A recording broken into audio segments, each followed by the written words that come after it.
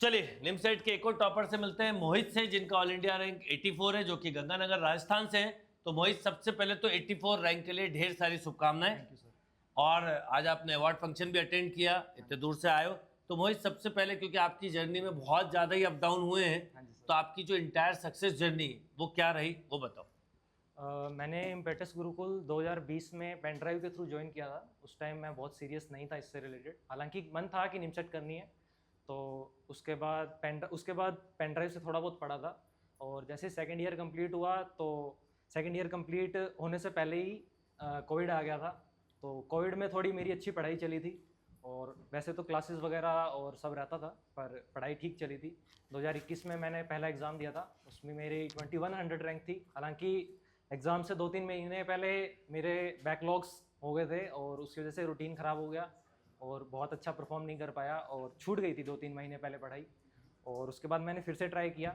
2022 में मैंने फिर से एग्ज़ाम देना था, पर वही सीन मेरे साथ फिर से हुआ। 2022 में भी बैकलॉग्स की वजह से एक हफ्ते का भी बैकलॉग हो जाता था, फिर उसको कवर करना बहुत मुश्किल हो जाता था। तो बैकलॉग्स की वजह से फिर से 2-3 महीने पहले पढ़ाई छूटी, और अच्छी पढ़ाई चल रही थी। और फिर भी एग्ज़ाम दिया था 22 में, उसमें मेरी 1100 के प्लस थी रैंक वैसे तो फिर मैंने कहा चलो एक बार और ट्राई कर लेते हैं। तो 23 में फिर से प्रिपरेशन करी मैंने, इम्पेटस गुरुकुल से ही करी, क्योंकि देखा था कि कैसे पढ़ाते हैं सर और सब पता था। तो 23 में फिर से मेरे को सेम प्रॉब्लम फेस करनी पड़ी, और 23 में भी पढ़ाई बहुत जल्दी छूट गई थी। फरवरी में ही मेरी पढ़ाई छूट गई थी।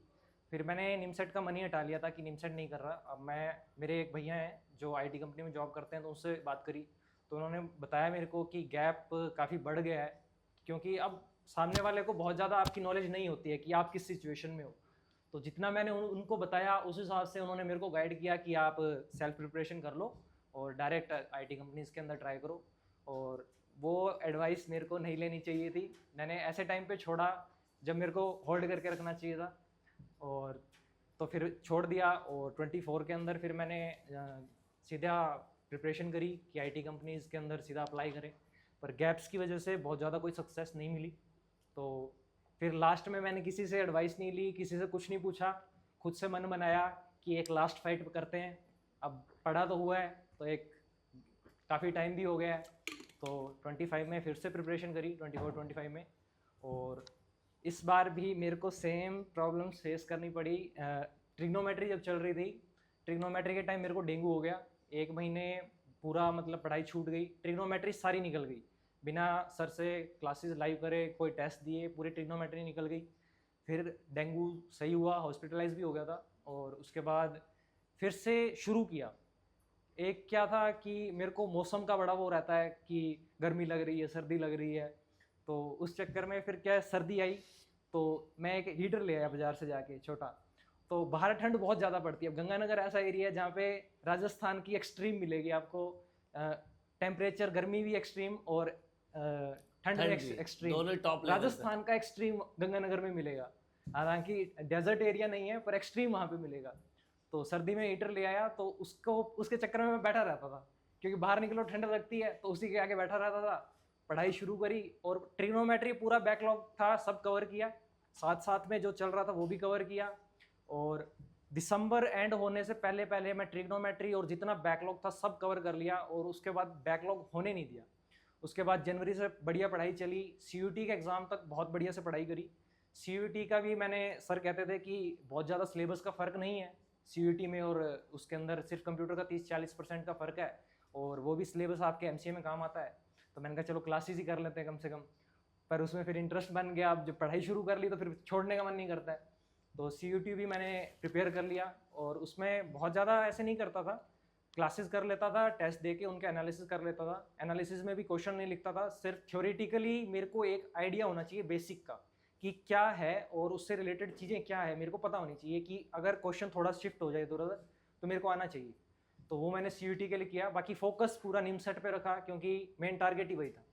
सीयूटी तो मतलब ऐसा था कि सी डी मिल भी रहा हो तो भी नहीं जाना है, क्योंकि गैप बहुत हो गया है। वैसे डी अच्छा है, पर गैप की वजह से दिक्कत आ सकती थी मेरे को, तो ट्रीची इसलिए बहुत ज़रूरी था इस बार मेरे लिए। तो सीयूटी के एग्ज़ाम, सीयूटी में भी मेरे 232 मार्क्स बने थे। और सीयूटी के एग्ज़ाम के बाद फिर से प्रिपरेशन गड़बड़ाने लगी, रूटीन बिगड़ने लगा। और कभी क्लासेस तो ऑलमोस्ट सिलेबस हो गया था, तो कभी टेस्ट छूट जाते थे, कभी कुछ मतलब रह जाता था। पर इस बार मैंने छोड़ा नहीं, जितना कर सकता था, जितना पॉसिबल था वो किया। जो शीट्स थी, डीपीटीज वगैरह थी, वो भी करनी थी, लास्ट में सॉल्व करनी थी, उनके अच्छे क्वेश्चन करने थे, वो करने का बिल्कुल टाइम नहीं था मेरे पास और मैंने वो नहीं किया। PYQ क्वेश्चन भी करने चाहिए थे मेरे को, मैं वो भी नहीं कर पाया बिल्कुल। जो सर ने टेस्ट में दे दिया वो कर लिया तो कर लिया, बाकी अलग से नहीं कर पाया। ब्लैंक पेज रिवीजन मैंने 3-4 बार कर ली, लाइन से अलजेब्रा से शुरू किया, ट्रिग्नोमेट्री कर लिया, कैलकुलस का कर लिया, ऐसे लाइन से 3-4 बार ब्लैंक पेज रिवीजन करी। और क्योंकि नोट्स बहुत अच्छे से बन गए थे मेरे, एक मेरे को आइडिया था कि नोट्स कैसे बनाते हैं, तो वो नोट्स बहुत अच्छे से बना लिए थे। तो उसकी वजह से ब्लैंक पेज रिवीजन में मेरे को बहुत बेनिफिट रहा। और सिर्फ ब्लैंक पेज रिवीजन करके गया था, एग्ज़ाम के टाइम में भी एक दिन पहले गया था और उस दिन बहुत गर्मी थी और एकदम से निकल के मेट्रो में AC में गया तो फीवर हो गया, तबीयत ख़राब हो गई। एग्ज़ाम से एक दिन पहले फीवर हो चुका था और एग्ज़ाम भी मैंने फीवर में दिया था टैबलेट लेके, और उसकी वजह से जो एक्टिवनेस थी वो 30 से 40% तक रिड्यूस हो गई, माइंड बिल्कुल नम हो गया था।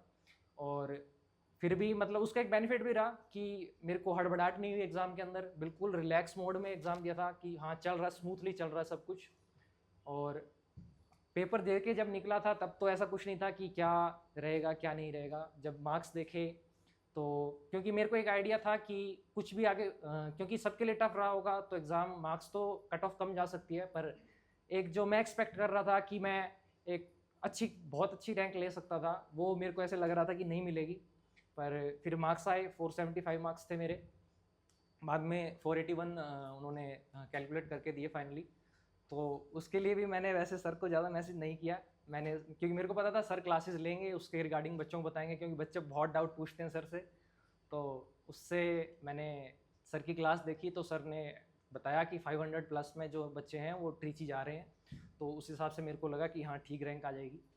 तो एक ये रहा मेरा पूरा जर्नी, और काफ़ी अप डाउन रहे हैं। तो इसको मतलब मैंने जब छोटा था 4th-5th क्लास में, तो मेरी मासी जी की एक डिक्शनरी थी जो मैंने उनसे ली थी। उस टाइम इतना इंटरनेट तो था नहीं, तो डिक्शनरी वगैरह इंग्लिश के लिए पहले हिंदी मीडियम में पढ़ता था मैं, फिर इंग्लिश मीडियम में शिफ्ट हुआ था, तो डिक्शनरी ली थी उनसे। उसमें एक लाइन थी, असफलता गिरने में नहीं है, गिरकर ना उठने में है। और ये मेरी जर्नी के अंदर बिल्कुल एप्लीकेबल हुआ है। मैं इतनी बार गिरा हूँ और मैंने फिर से खड़े होकर फिर से शुरू किया, तो फाइनली सफलता मिली। बिल्कुल सही बोल रहा है मोहित। एक्चुअल में क्या हुआ आपका साथ, जो मैंने फील किया, आपने लास्ट मोमेंट पे थोड़ा हिम्मत भी हार गए। मतलब हर बार एग्जाम के समय प्रॉब्लम हुई, इस बार भी हुई, फीवर भी हुआ, बीच में डेंगू, सब कुछ हो गया, पर आपने इस बार हिम्मत नहीं हारी। इनफैक्ट 24 में जो जॉब के लिए सर्च किया तो पढ़ाई से भी कनेक्शन टूट गया, देखा जाए तो वो नहीं टूटता तो अच्छा होता, पर टूट गया, पर फिर भी कर दिखाया। उसके पहले ये नहीं हुआ, पर अब जो, और ये बिल्कुल सच बात है कि इतने गैप के बाद यदि आप अच्छे NIT में नहीं जाओगे तो आपको जॉब में डेफिनेटली प्रॉब्लम आ सकती है। अब नहीं आएगी, ये बिल्कुल श्योर है, देखना आप, बिल्कुल नहीं आएगी। और दूसरा, अब आप टफ कंडीशन के लिए भी मेंटली प्रिपेयर हो गए कि जो भी टेम्परेचर हो, जो भी लास्ट मोमेंट में प्रॉब्लम हो, वो सब हैंडल कर लोगे। और अब एक सक्सेस आपकी इंटायर लाइफ को बदलने वाली, ये मैं बिल्कुल श्योर हूँ, और अब पीछे मुड़ के नहीं देखना। Once again congratulation and all the best. Thank you. Thank you.